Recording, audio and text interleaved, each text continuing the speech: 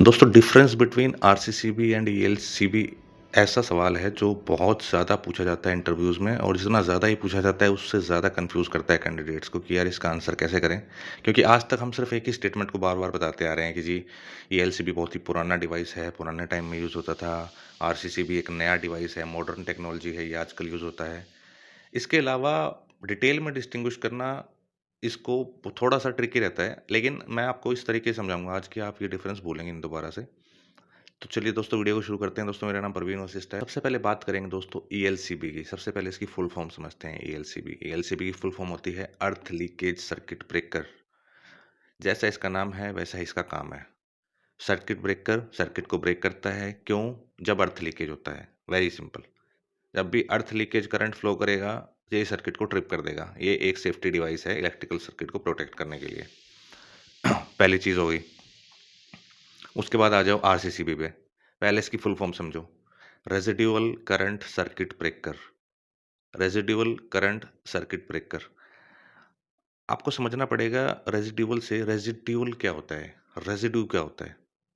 Residue होता है जो बचा हुआ होता है, एक्स्ट्रा होता है। अब इस केस में, इस पर्टिकुलर केस में आरसीसीबी के केस में बचा हुआ क्या है? ये एक्स्ट्रा क्या है? भैया फेज़ और न्यूट्रल दोनों बैलेंस करंट में चलते हैं। अगर 10 एम्पीयर फेज़ में आ रहा है तो 10 एम्पीयर फेज़ न्यूट्रल से रिटर्न भी जाएगा। फेज़ न्यूट्रल हमेशा बैलेंस सिस्टम में काम करते हैं और जब तक ये करंट का बैलेंस है, फेज़ न्यूट्रल में करंट बराबर है, सर्किट आपका सही है। जैसे ही फेज़ और न्यूट्रल का करंट इम्बैलेंस होगा, सर्किट का बैलेंस बिगड़ जाएगा। मान लीजिए कि 10 एम्पीयर चल रहा है फेज़ में और 9.97 चल रहा है न्यूट्रल में, इसका मतलब 30 मिली एम्पीयर का डिफरेंस आ गया दोनों के बीच में। और जैसे ही डिफरेंस आएगा, ये डिफरेंस आएगा, आरसीसीबी ट्रिप हो जाएगी। तो ये जो रेज़िड्यू है, ये जो करंट का वेरिएशन है, इसकी वजह से जो सर्किट ट्रिप कराती है वो आरसीसीबी होती है। फेज़ और न्यूट्रल में इम्बैलेंस देखती है। फेज़ और न्यूट्रल में इम्बैलेंस, जैसे ही इम्बैलेंस होता है, वो ट्रिप करा देती है। अब इसके साथ-साथ हमें अर्थ लीकेज प्रोटेक्शन भी मिल गई, क्योंकि जैसे ही सर्किट में कोई फ़ॉल्ट होता है और लीकेज करंट अर्थ के थ्रू चला जाता है, तो वो क्रिएट करता है न्यूट्रल में कम करंट को। यानी कि जितना करंट हमारा एक्स्ट्रा चला गया या जितना करंट लीकेज के थ्रू अर्थ से चला गया, उतना ही न्यूट्रल में कम हो जाएगा और जैसे ही वो न्यूट्रल में कम होगा, वो इम्बैलेंस को डिटेक्ट कर लेगी आरसीसीबी और ट्रिप करा देगी सर्किट को। लेकिन दोस्तों आरसीसीबी के साथ एक प्रॉब्लम है। ये आपको शॉर्ट सर्किट प्रोटेक्शन और ओवरलोड प्रोटेक्शन नहीं देती है। शॉर्ट सर्किट और ओवरलोड के केस में ये ट्रिप नहीं होती है। वैसे तो बहुत अच्छी डिवाइस है। थोड़ा-सा भी करंट का 30 मिली एम्पीयर, 100 मिली एम्पीयर जैसे ही सर्किट में इतना इम्बैलेंस देखती है, इतने कम करंट में भी ट्रिप करा देती है सेफ्टी के रीज़न से। आरसीसीबी बहुत सी चीज़ों से प्रोटेक्ट करती है हमें। ये इलेक्ट्रिकल शॉक से प्रोटेक्ट करती है, ठीक है? अर्थ लीकेज से प्रोटेक्ट करती है और इक्विपमेंट को सेफ रखती है, हमारे इलेक्ट्रिकल सर्किट को सेफ रखती है। जहाँ पे हमारी सेंसिटिव डिवाइसेज़ लगी होती हैं, क्रिटिकल इक्विपमेंट लगे हुए होते हैं, वहाँ पे हम आरसीसीबी को लगाते हैं 30 मिली एम्पीयर में।